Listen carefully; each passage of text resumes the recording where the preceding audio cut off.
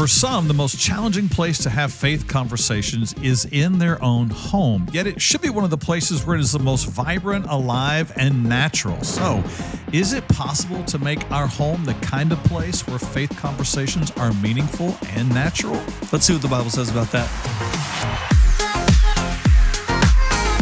Hey, welcome to the podcast. I'm glad you're here for this one. I'm going to go ahead and ask if you would like this video and if you'd subscribe to our channel. We've got podcasts coming out every Wednesday morning at 8 o'clock. And this one right here is going to be a good one. It's going to be a good one. Because Unlike the others. No, exactly. But this one is going to be awesome because we're talking about silent faith. And we're talking about how do you bring faith into your home? How do you actually talk about it and it not be just an awkward, really weird, insecure conversation on both sides? It's true. But how does it become something that's normal? How does it become something that's fruitful? How does it become something that people actually look forward to rather than cringe about? You know? Because sadly, that word cringe is probably associated with faith or religious or Christian conversations in the household. So shouldn't be that way. Exactly. Yeah. Faith that it should be something we talk about, not that we toxic about. Yes. There we go. Come on. There it is. Come on. Put it together. Yes. No, really. I mean, seriously though. Silent faith in reality is toxic faith. That's unhealthy. There's something dysfunctional about that. It's not ever meant to be. This kept inside, silent expression that never finds its way out. It's meant to be a vibrant part of just our life, and especially in relationships and especially in the home. Yeah. So now I think you find, of course, that Scripture bears this out. Obviously, from the opening pages of Scripture, God designs, and He is the designer. He is the creator, and He creates man to know Him. And then He says to Adam, about Adam, it's not good that you are alone. Yeah. It's you need another with you so that you can know the life I really have for you, but so that both of you can actually know more about who I am. And then they are told to be fruitful and multiply. So I know those who are single might think, well, I'm out on all of that. Yeah. That doesn't include me. Well, this is not as much about marriage as, or having children as much as it is seeing God in His creation, especially people. Yeah, exactly. That's where He reveals more of His glory. And again, like the Christian life is not meant to be alone. It's not meant to be done in isolation. You don't get to be a Christian and then never interact with someone ever again.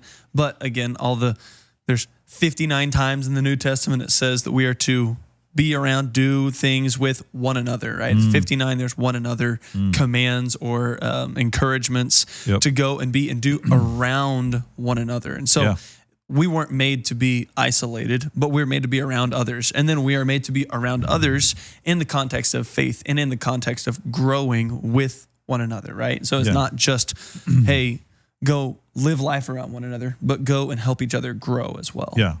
And then He creates in the New Testament, under the New Covenant, we're made into a body, a church, where every person, every member has a different function. So the Spirit of God falls into or hits into a person's life, revives them, or brings them to life, and resurrects them, and then gives them new life. And what shows up in them, in some ways, is different than the person next to them, who God resurrects and works through.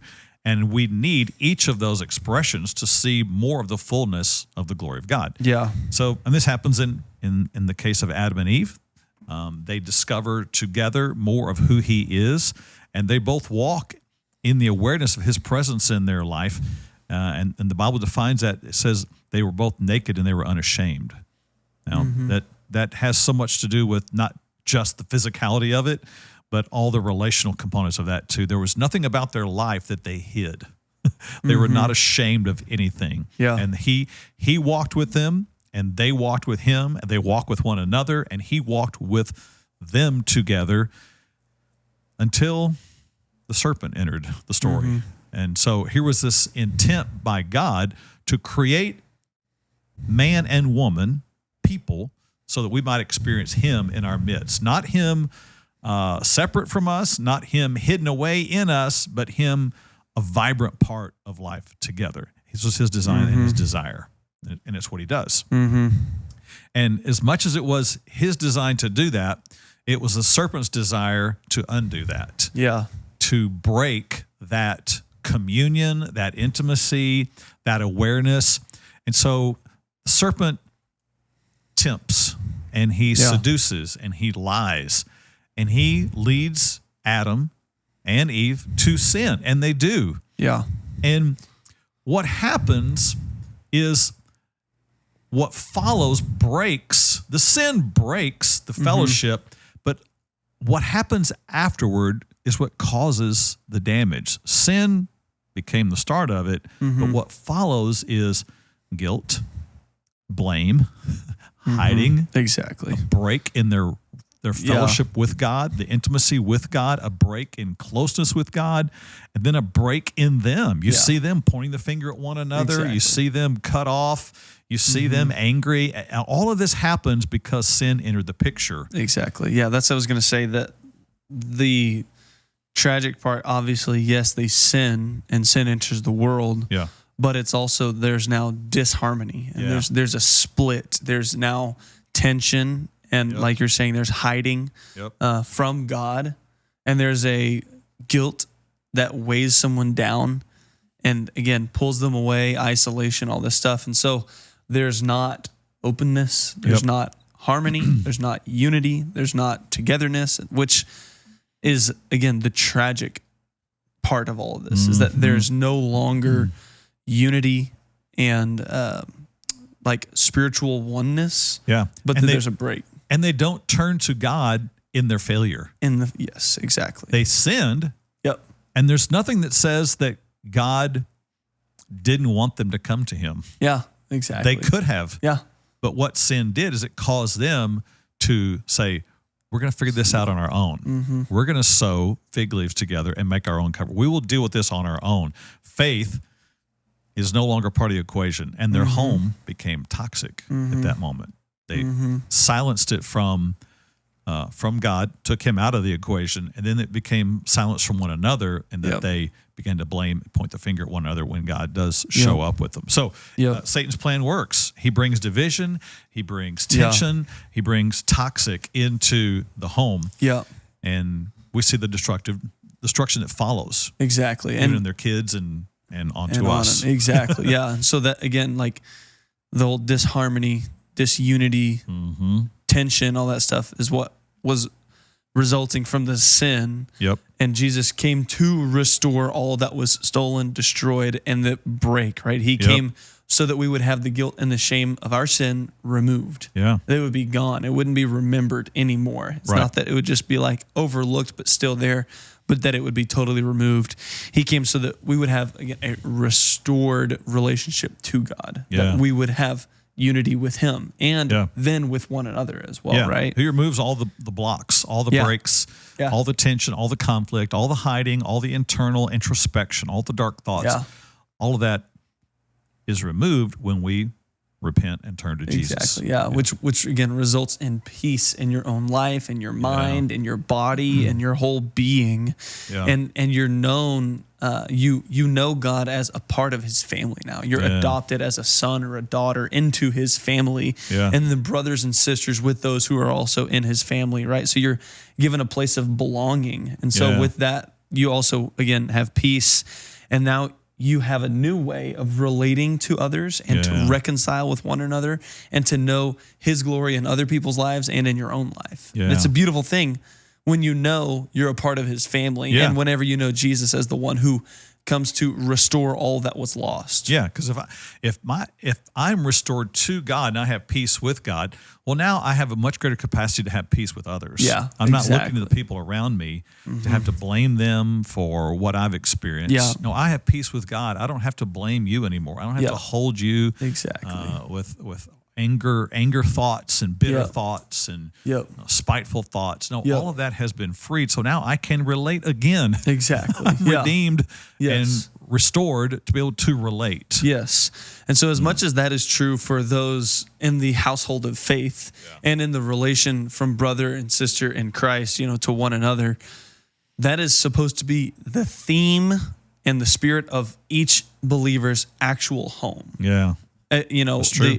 From the believing child to the believing parent, and also to the believing child to the unbelieving parent, that there would be a togetherness in all of that, right? That we're to seek to live peaceably among all men and all this stuff, right? Yeah. But that should be the theme of our home. As believers, we should seek to bring faith into every aspect, not like just with other Christians, we'll be nice to them, but then we'll kind of like be really silent about it around people that it might make uncomfortable. Right. That's not the goal, but that it's to be in every home, Yeah. Yeah. He restores the capacity for us to have peace and his presence in our home. Yeah, you're right. Where it's just it's a natural part of who we are. God walks with us in our home. And we raise our children to know that, and family and friends who come into our homes know that. They know our family as a place where God dwells. Now, this was the commandment that God gave to the children of Israel, that he was to be this ongoing, integral part of life, not a Sunday only, not a religious only experience, but a natural part of life. He dwelt in the center of their existence. So you read passages like Deuteronomy 6, verses 4 through 9. It says, "Hear, O Israel, the Lord our God, the Lord is one. You shall love the Lord your God with all your heart and with all your soul and with all your might." So here is the first and great commandment that Jesus reminds us of. And what follows is how they were to walk that out in the context of family. It was not just a personal experience. It was a relational, house-based, family-oriented life. Verse 6, "And these words that I command you today shall be on your heart." They were to be ingrained deeply in us, in them, so that it was natural. It was authentic. Yeah. Not just what they did, but like literally who they were. Yeah. This is not... Doesn't say engraved upon your actions. Yeah, exactly. Engraved upon just your outward show. No, but into the deepest parts and the most central part of who you are, your heart, so that it's genuine, it's authentic. And he says, "You shall teach them diligently to your children," and here's how. "You shall talk of them when you sit in your house, and when you walk by the way, and when you lie down, and when you rise." So faith was meant to be an ongoing talk, conversation, discussion, way of life, interaction. Here is God in this setting. Here is God's way in this setting. Here's how God meets us here, whether it be in the moments of blessing or in the moments of our own sin. Here's where redemption comes in. Here's how we meet the sacrifice, or here's how the sacrifice meets us to free us from our guilt and shame.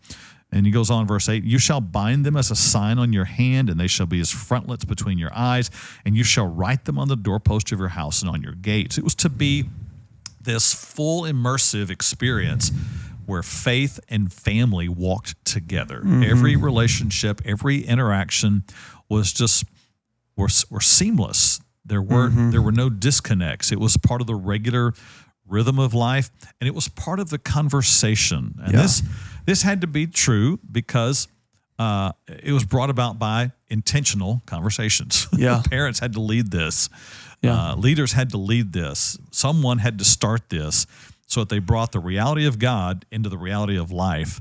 And this was God's design. It always has been. Yeah, exactly. And this is what we're invited to today. Faith becoming talk, not toxic in our houses, where it is isolated, withdrawn, and a compartmentalized piece. Yeah, exactly. Like nowhere in this Deuteronomy 6 passage is it like, talk about it besides when you're around, fill in the blank. Or True. Don't really, you don't have to do it. You don't have to talk about this whenever you don't really feel like it, Right. or when it might be awkward. There's no... Only on days of worship. Yeah, exactly. Yeah, it's not like only at church. Let those who are the leaders talk about it. Right. Because you might not know as much.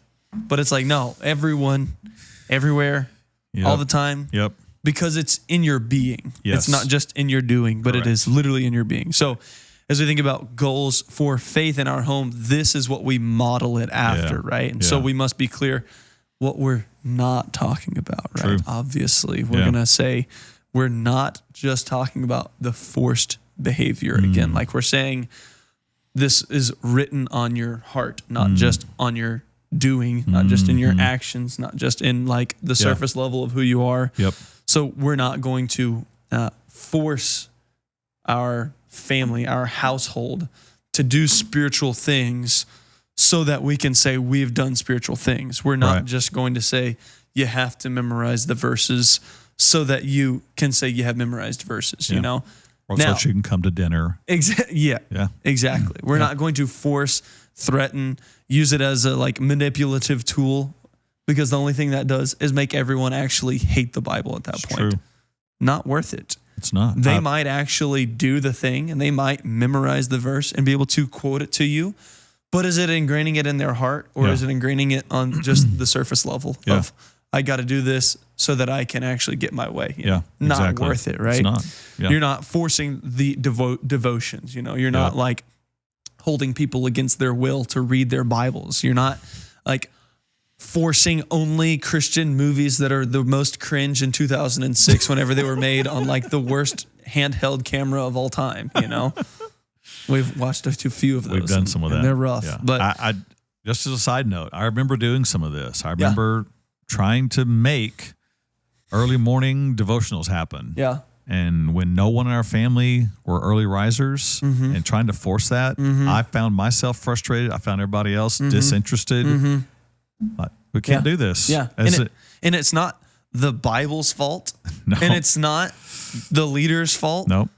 It is literally a matter of the forcing. It was just, exactly. And so find the environment. Yep. You know, we're going to get there. We'll but get find there. the environment that works, right? Not the so that forced. faith becomes a conversational, interactive, immersive part that's not forced. Exactly. Yeah. So again, what we're not talking about with faith in the home is to where it's just reserved for the Sunday morning from about 9 to noon. Yep. And then let's not talk about it until maybe Wednesday evening from like 6 to 8. And then like, let's not talk about it again until Sunday. Yeah. Besides, you know, we might miss Sunday because baseball or because soccer. I went there. But anyways, Ouch. this is what we're talking about.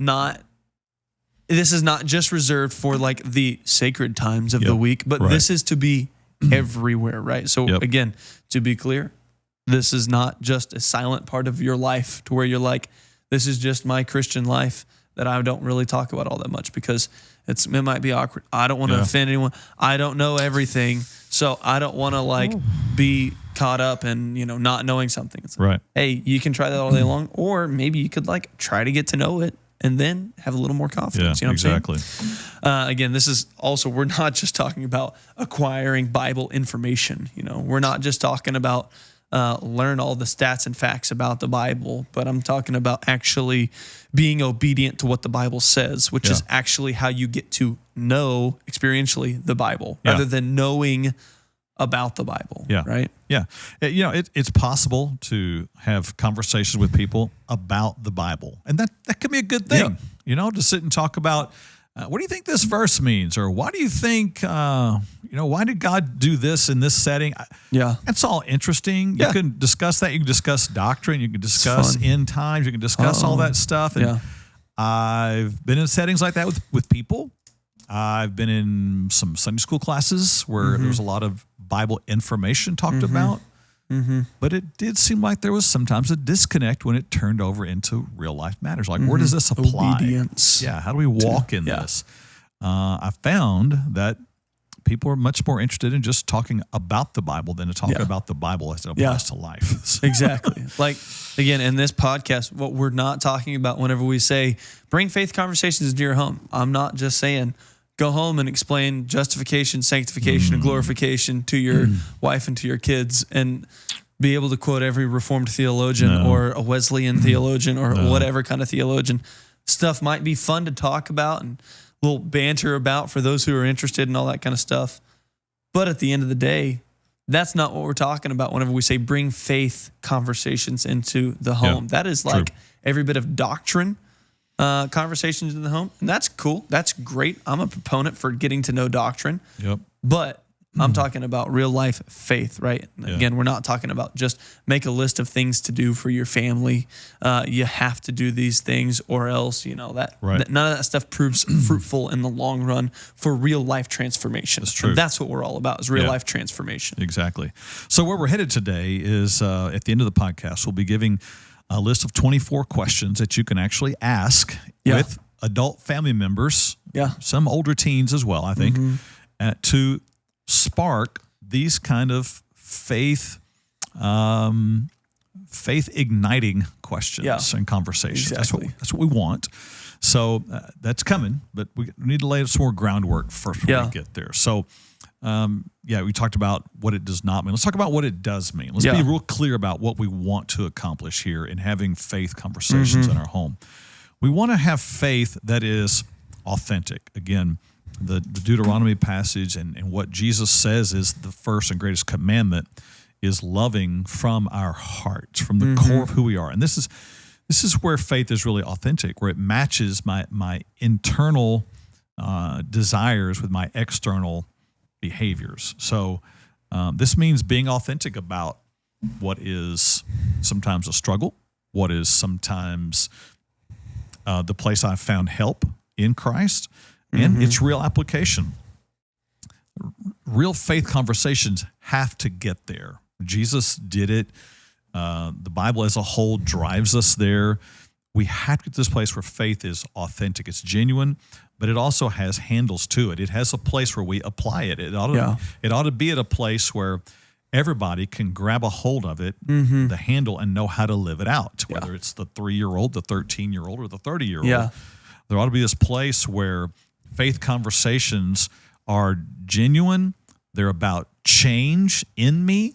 And that's the greatest demonstration that faith is alive. There's actual change still happening in me and how I'm living this out today. It also means that home is that place where it actually is seen the most.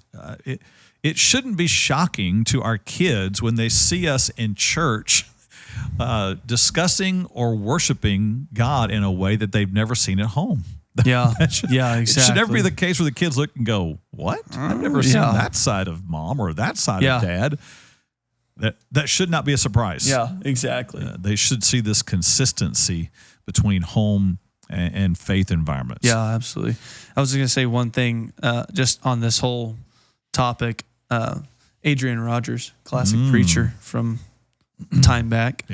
He's got a viral clip that's gone out and quite a few times that I've seen it. And he talks about how there's a lot of people who can backslide from the faith, who are huge proponents of the faith, but their life in reality is actually not the faith that they're professing. And he's saying a lot of people can be backsliding with a Bible under their arm, and he's classic, like he's incredible with his words. He's like, hey, what does it benefit if you know Hebrew, but you don't know him? What does it benefit if you know Greek, but you don't know God? He goes on like a couple other things, but he's saying if you want to actually know him, then you must obey him. That's true. Because obedience and living out what you're learning is actually how you get to experientially know him rather than just mentally, intellectually know him. That's good and right. You should intellectually know God, but the more important thing is to be obedient and experience God in that way, right? So with some real authenticity in it. Exactly. Like we talked about before in some of the podcasts, I think this is where you kind of get the deconstruction model happening a lot today. The backsliding. Is that people experience a double standard. People experience something different at home than what they saw in church, and the pressures were greater than the reality, and so they start tearing down everything that they have known or needing to. And it's a sad place to be in. Exactly. So as we talk about bringing faith conversations into the home, it's very tough for some people because it's just so much not the way in which our culture and society functions at large, especially these days. We live in a culture that is predominantly entertainment oriented. It's not conversation oriented. It's very short form heavy, right? You think of Twitter and it's like you get 280 characters. It used to be 140 characters, Yes, correct. You get Instagram, you get 10 pictures to show. You get Facebook and you've got, however many, shorts you can look at all day long. TikTok, obviously, that's the ultimate short form. Vine back in the day, classic. Kind of like short form content has become just the best thing because you can just consume and consume and consume. You're not ever giving back out, and you're only getting sound bites of everything. So it's like, hey, sit down and have a conversation with someone. It's like, that's awkward because that might actually take some time. Yes. And it might not be like dopamine rush the whole time, because it's going to be like, let me sit here and think and let me have a little silence and let's have a conversation, to where there's back and forth dialogue, not just here's one thing. All right, here's one thing back, catch you around. Yep. But I'm talking like sitting down, having a conversation on a certain set of topics for an evening, Yes. That's different than the way in which we live today. It's true. It's a lot easier to turn on The Office or something like that and just not have these conversations. That's true. It's a lot easier to just sit and watch YouTube shorts, each of you on your phone. Your whole family sits there and scrolls mindlessly and wasting time here on this earth, right? Again, we live in a culture, specifically a Christian culture, that is silence oriented, not faith lived out oriented. And I think what a large part of this is I think you could boil it down to maybe fear of failure or fear of like being a phony. You don't want to get found out that you don't actually maybe know everything you're talking about. Because that's another thing today is like you're expected to be literally a 100% expert in whatever field that you're talking about. And someone's constantly trying to like sucker punch you with a counter fact that you actually don't know about. Right. Instead of like learning to be okay with like, I don't actually know everything. Right. And I can have a dialogue with someone and I don't have to know everything. Right. That is like gone these days. Or even to where there can be mutual disagreement, but still unity between people. That is also like gone these days. I find that in adults, when you start talking about, having faith conversations at home, often the fear is, well, but I don't know that much about the Bible. And, my spouse does, or they don't either. And so it's just awkward. And the other thing I hear sometimes from people is, it's just such a personal thing with me. I can't really even talk about it out loud. That's just sad. How something so meaningful to you only reside in a small compartment inside you. Yeah, exactly. Neither of those should be the case. There should be this conversational, open to learn, open to be vulnerable approach that's conversational.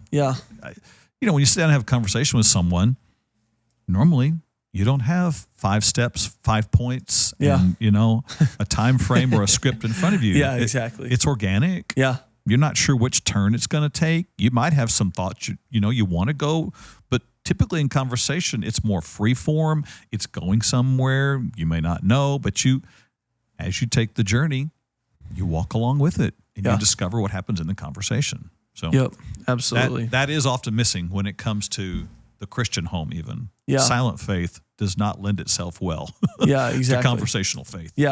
Because you're not passing it down. You're not talking about it. And so you're also never getting any reps, so you're never going to get better. So it's just going to stay silent, right? Years ago, decades ago, someone introduced me to the concept of conversational prayer.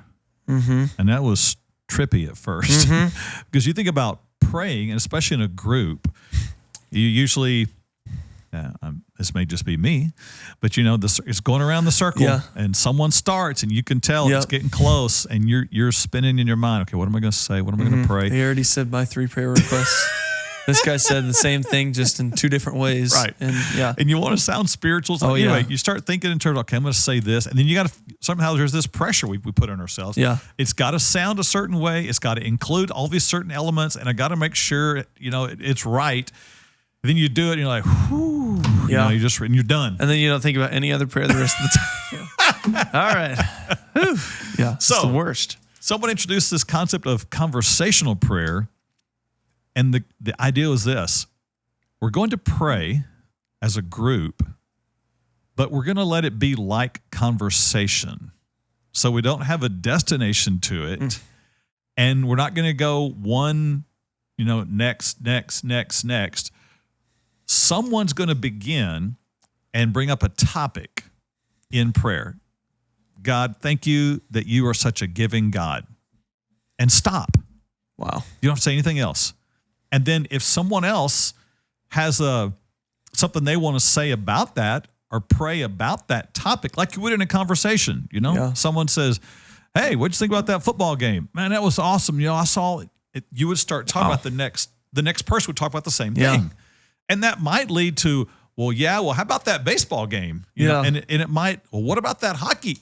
And the topic might change, but everybody goes with the topic. So that was the instructions. Like when we do this conversational prayer, let's think like that. Wow. But it was so challenging because that was not the norm. It was not what I was used to. Yeah. And even it got to a place where it was more comfortable, but even now when I think about it, it's still a little bit awkward. In the world. Like, this is just weird. Yeah. It's so different, but it shouldn't be. Yeah. We've got this formulaic, template in our mind about what how to faith, and what to say, and prayer ought to be, or what faith even ought to be. Yeah, like. exactly. And God's design, obviously, from what we see in Scripture, was that it was much more fluid, conversational, and an ongoing part of our day. Yeah, so good. Yeah, love it. Good stuff. Yeah. So I was the last one on why Christians today might struggle with this is I think the church culture for some people, is often more about rules than it is about the organic. Yeah. Or, people are more about the structure. Let's make sure we're doing and saying and being the right things rather than like, hey, we're believers and it's okay to actually like relax for once in our life and then to go where God's actually leading us rather than what we expect because of what's happened in the past and where people think we ought to be and all this stuff. But where is God actually leading you today, right? So as we get ready to talk about these 24 questions, which we're going to get to, but the thing is, before you do that, you've got to really make sure that you've set the scene for this. Yeah. Okay. In the relationship aspect. In the relationship. I don't mean... Turn the lights down, set some candles, and play some Christian hymns in the background. No, I'm not talking about that. That might be nice. Yeah. Could be some coffee and there you go. But it's kind of like the idea if you're gonna plant a garden, you wanna grow something, you want to grow some fruit, you want to grow some tomatoes. You don't just go out and throw some seed down the ground and expect a tomato to come up in the next hour. Yeah, there's a preparation of the soil. There's a preparation, that removes the weeds, that gets the sticks and the rocks out and breaks up the soil. And when the weather's right and the time is right, you plant the seed. All of that is necessary. Then you're patient. You protect it and you fertilize it and you encourage it along the way to grow by keeping the weeds out. All of that's the same approach. It's necessary if you're going to have spiritual faith conversations in your home. You really have to prepare the soil for that. Yeah. So let's cover some things here that may just be things you're already aware of, but they're worth saying again. If you're going to have a faith conversation, here are some things that you have to do to prepare for that. I think first is make sure there's peace in the relationship first. So if it's husband and wife sitting down together, or if it's parent and child, if it's siblings, whoever it is, make sure that there's resolve in that relationship first. Don't sit down when there's tension or conflict, unresolved issues, and expect it sounds silly to even think about, but I've known people who think, I'm supposed to have a spiritual conversation. This is the ideal time to force this to happen. Yes, and I'm going to do this anyway because my husband needs it, or my wife needs it, or my kids need it. So sit down and here we go. Yeah, you might as well go out to the nearest sidewalk and try to start planting some plants on that sucker because it ain't going to happen. Throw some seed down the concrete. That's all you got. Ain't going to happen. Exactly. So make sure there's peace in the relationship. Make sure there's peace in the moment as well. That's not the time to have your phones out. It's not the time to have the game going on the TV. It's not the time to be watching a movie. It's not the time when all the kids are running around screaming. That's not the moment. Peace in the relationship, peace in the moment. Yeah. And then peace in your heart as well. Don't do this because you're trying to fulfill an obligation. Don't say, well, they told us to do this at church, so I have to do it. Or, I'm gonna make sure we have faith in our family. All right, everybody sit down. Here we go. Yeah. Again, please rewind and watch the whole first half of this podcast again, if that's you. Yeah. Yeah. Don't sit down thinking, all right, I'm going to trip them up with some spiritual questions, and then I'm going to point out everything they said that was wrong. Yeah. No. Not it. I'm going to do this where I can show just how much I know about the Bible. Yeah. No. Not it. Nope. The goal here is to create conversation. The goal is to listen to another person. The goal is to learn. The goal is to create a space where faith grows. Yeah. And the goal is to encourage an open-hearted approach to faith. Yeah. It's just, it's sad because I see well-meaning Christian parents wanting that for their young teens, older teens, but going about it in such the wrong way. I'm sure you experience this. Oh, yeah, absolutely. With youth ministry, you get to see the other side of it. But, definitely.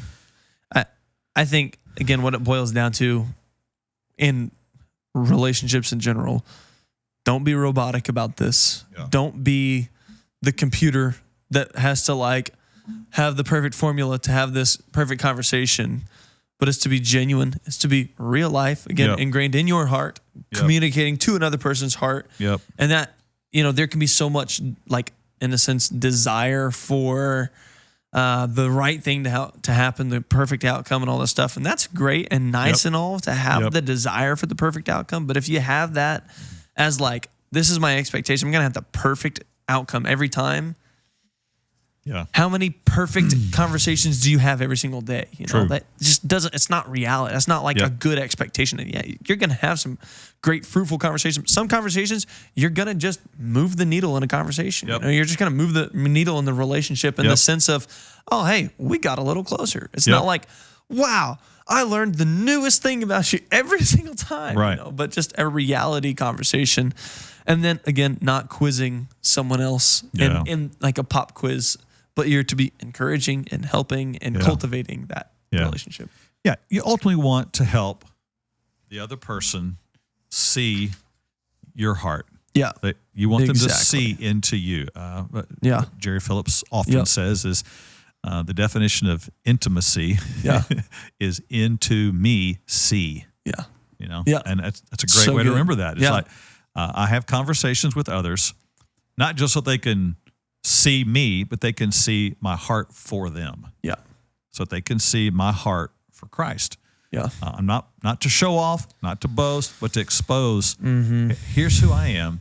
The New Testament says it in such a way that we're so interested in valuing others and loving others and declaring Christ that the book of James says that you're actually able in the context of being with one another to confess our faults to one another, that there's this space that's safe enough. Yeah, that's so real and authentic and genuine and safe that you would actually open up the deep parts of you to another individual. Yes. I'm willing to expose. Yeah. I'm willing to be naked and unashamed. Yeah. As Adam and Eve were. Jesus comes to restore that and more so that I can be completely genuine and expose even my faults in a safe environment. That ought to be our goal as families within the context of our home, to have that as our goal. Here's where God has healed me. Here's where I'm leaning on him, and here's what I'm having faith for him to do. Yeah. That's all real. Yeah. And then them seeing into you, but you being able to see into them. Now this is where there's work required, because you can't force that in someone. You have to create a setting in which they, by their own desire, choose to do that. So this means I have to learn to listen. I have to not just listen to their words, but I have to listen to the emotion of what's being said. I'm evaluating tone. I'm evaluating heart. I'm evaluating body language. I'm evaluating their eyes. I'm evaluating their countenance or the look that they have as they're communicating? You know, are they turned away? Are they head down? Are their eyebrows down? Are they open-hearted? Do they seem hurt? Do they seem sad? Are they genuine? Are they vulnerable? Are they able to just freely express their heart? And that's the stuff you want. That's what faith ought to look like in a home setting. Yeah. Where you are encouraging that, driving toward that, wanting that, and creating a space for that to happen. Yeah. Again, with all that, you don't get that outcome by a flippant decision of like, hey, I'm just going to bring this up and then I'm just going to like just show you up and I'm going to tell you how awesome I am actually. Like you're not getting any of that with that mentality in this, right? That is not even the opposite. That's not even conversation. No. That is hey, I'm going to actually like lecture you / I'm actually going to quiz you and we're going to see how awesome I am at the end of this, right? But what you're looking for in this is a genuine, hey, we're equals. We both have value. I want to hear what you're saying. Yep. And so let's have this conversation. Yeah. And I'm going to sit here and I'm going to be patient and I'm not going to be distracted the whole time, but I want to actually engage with you. If that became the way husbands and wives related, oh my God. If that became the way a parent thought about their child, it's like we'd see revival in the land or something like that. It would crazy. Happen. Yes. It literally would happen. Yeah. Whew. So good. It's good. Love it. All right. So again, conversation, not just confrontation. Yeah. Conversation with application. It's a lost art. Yep. In today's culture. Absolutely. These questions we say to the end, because I know the tendency we all are going to have is give me those questions. Hurry up and give me those questions. I want to take them. In fact, I'm going to text them to my significant other person, child, adult. No. See ya. Do not do that. Yeah. These require face-to-face time, interactive, reading one another while in a situation where there's great peace. Yeah.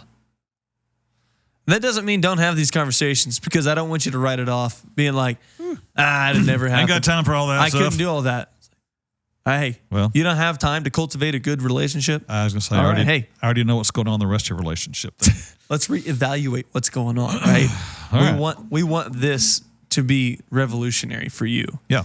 So, all right, let's get on to 24 questions. These are not the end-all, be-all, do-all of questions. These are just 24 possible questions. Yeah. Yes. We could have written 2,400. 24,000. 2,400. 240,000. Yes. Yes. 240 million. Come on. I'd be keep tired on going. by then. There are endless amounts of questions. These are meant to be simply some starter places for you. That you should even take and apply them specifically to your situation. Again, why we're saying don't take these questions and text them. Yeah. But I believe we're going to put these in the description as well so that you can check these out. Yep. So that you don't just have to try to remember 24 questions straight from our mouths. Yeah. All right, let's start. Here, the first group, we're going to do these in blocks of 8. And the first 8 are about your past. These are great conversational questions to ask. The first 8 are going to be more safe. They're a bit more easy. They don't require a whole lot of vulnerability. They're just more of talking about what happened to you. But they're designed to bring up matters of faith that you might not even know about the other person. So let's start with a few of these. The first one, what was faith like in the church when you were growing up? If you went to church, it's a great question. What did it look like? What was the music like? What was the setting like? What was the mood? What was the expectation? What was the feel? How did it end? How did it start? What was the pastor like? What was the person who led the music like? That's a great question. You can get into the heart of someone by just knowing, okay, I get it. I understand more about your perception of church today because of what you went through back then. Number 2, what was faith like in the home when you were growing up? Yep. Was it discussed? Was it apart? Did it have a place at all? Was it ever talked about? Was it talked about in negative tones, positive tones? Was it a good thing? Was it a bad thing? Was it present at all? It's important to know. For me personally, I don't remember faith ever being discussed in our home. I remember going to church with my mom a few times. My dad did not go when I was young. And there was never talk. I remember my mom having a Bible, but we never read it as a family or discussed it or applied it. So I don't know that plays into everybody's shapes an individual. It does. It shapes who you are and how you think and what you are today. Yeah, what you do with your life. Yeah. Number 3, what questions did you have about faith when you were growing up? Everybody does. Easy question. Everybody does. You can have that in a conversation. Yeah. What were your earliest thoughts about what God was like? Yep. Everybody has a perception, whether it's because of something they saw in a movie or they thought, because of someone they heard talking about it, or just something they made up on their own. You know, I'm surprised number of people that actually say, I picture God as an old white-haired man sitting on a throne. That's fascinating. That's very common. Yeah. But everybody has something that they've probably thought of. And again, that's not something that you ask and then use that as opportunity to explain why they're wrong. Let me tell you actually what the Bible says. The Bible says you know. No, that's not what this moment is. This moment is to listen, to learn, and to create a setting where people want to be open and honest. If you don't have that kind of setting, you've got a toxic family. Yeah. It's true. Just going to pause on that for just a moment. Yes. If you don't have a setting where people can openly talk about the deepest parts of their life, their faith, you have a toxic setting. Yeah. Number 5, what was it like the first time you really sensed God speaking to you? I'm sure everybody at some point has had a moment like that. And that's important to understand. What was that moment like? That's a great investigative, if you will, question into someone's heart and life. Number 6, were you baptized when you were young? If so, what was that like? And what did it mean to you? Fairly safe. Anyone can talk about that. Number 7, talk about a time when you experienced guilt for something you did. That's an interesting question. It could be related to church, might not be. I distinctly remember when it was for me. My parents and I often went to Wyatt's Cafeteria, which is kind of like a Luby's. There you go. You don't Shout see out. many Luby's around anymore either. It's very common. We went there a lot. I remember we finished, and then the way it worked is you got your food through the line, and then you sat down and you ate, and then you went up to the register and you paid, and you walked out. So we all walk up. My dad pays, and I notice, hey, there's a cup of a bowl of Andy's mints or something right there. You know, those little green, they weren't Andes, they were round. I don't remember what brand it was, but we're about to walk out. And I thought, I'm going to take one of those. There you go. And I grabbed it, took it out. And it seems like my dad or mom might have said something like, did you pay for that? You know, or something, or where'd you get that? And I remember that just bothering me for the longest time, for days and weeks afterwards. I was thinking, I shouldn't have taken that. Why did I take that? Yeah. It bothered me. I finally remember asking my mom, was I wrong to doing that? Why do I feel so bad for that? It was a very real feeling of this heaviness of wrong upon me. So, those are fascinating questions to ask. And you're not like having to literally unearth the craziest, weirdest, wildest story in the world. You know, like for these questions, it is literally a matter of conversation starters. Yes. You know? The goal is to create a safe place where people will reveal who they are. Number 8, when did you first realize that you wanted to follow Jesus, and what was that moment like? Yeah. These are great questions. I wish I would have had the courage when I was younger to ask my mom and dad these questions. Yeah. I didn't. Yeah. It was not a part of our home, and it felt awkward, and I ran from that. There were times we had some conversations, but I wished I would have done a lot more these days. Yep. All right, so that's the first 8. They deal more with past, and there's a sense in which they just have some simplicity, and they don't require a lot of vulnerability. The next 8 deal with more about faith and current day. So here are some questions that require a little bit more vulnerability Yeah. into life today. Number one, what is something new you have learned about following Jesus? That doesn't say what's a new Bible verse you've learned. No. It might involve that, but this is designed to be more relational, more personal. Like what's something new you've learned about following Jesus in your life? Yeah.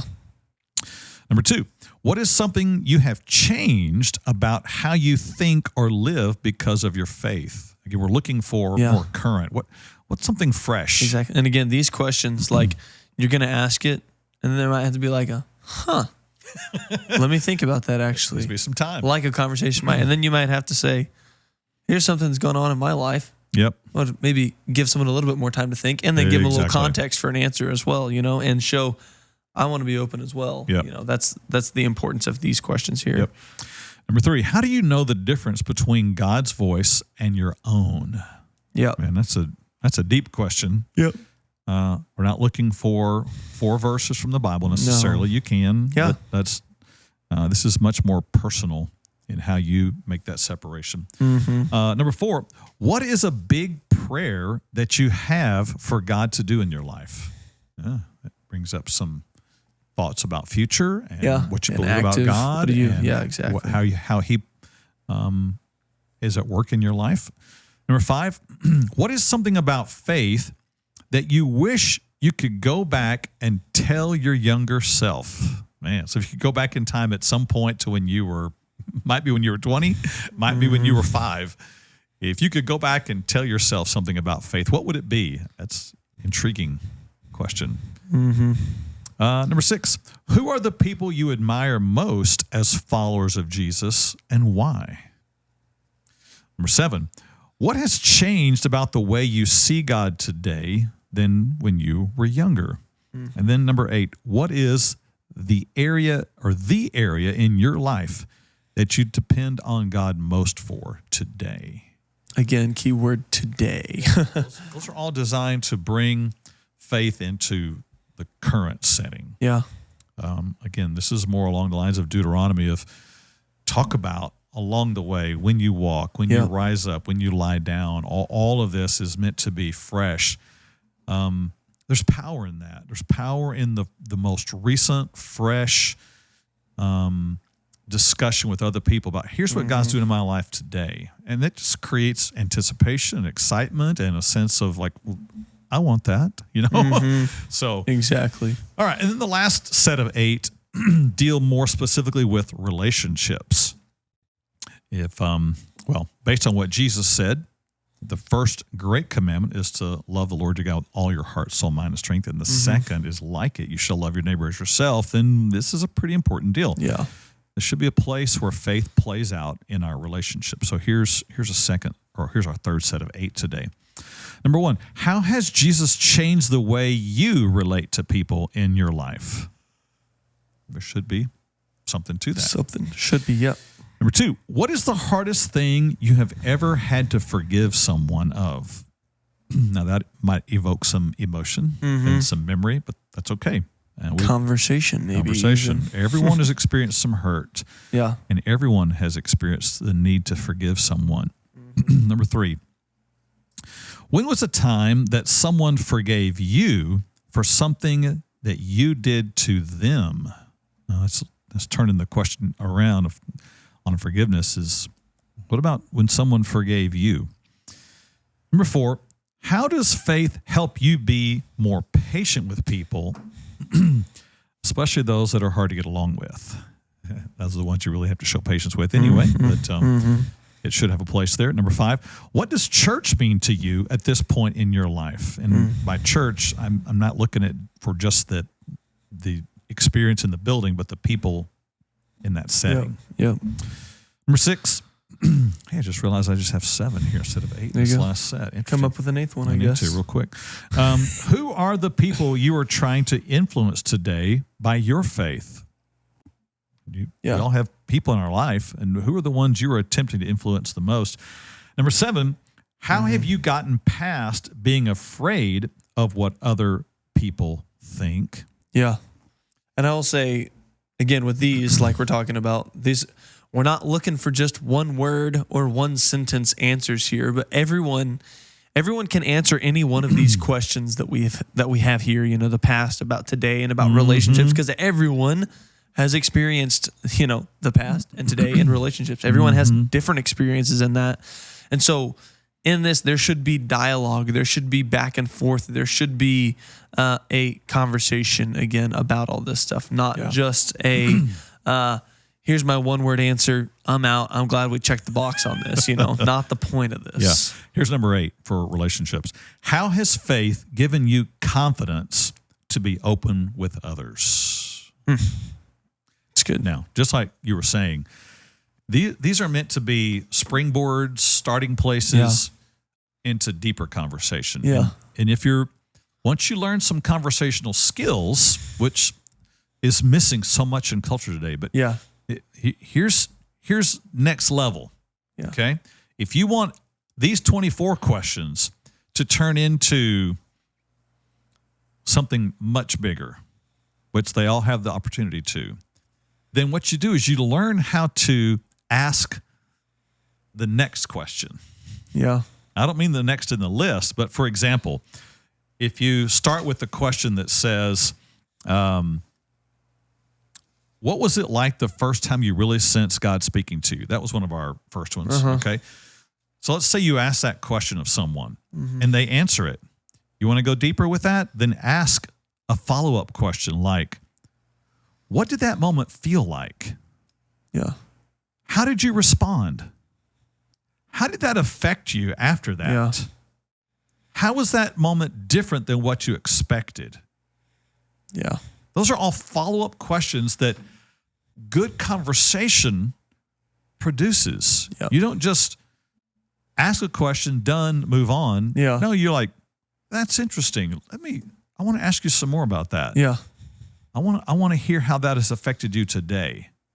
I want to hear tell me why you thought that negative voice was actually God that you talked about for just a moment there. There's so much more that comes with the art of conversation. So that's been our goal today, is to inspire, motivate, encourage you to have a home where faith is an integral part, but it's a conversational part, not in a heavy-handed, condemning way, but in a life-giving, motivational way, so that there's this sense of, hey, I want to talk about that some more.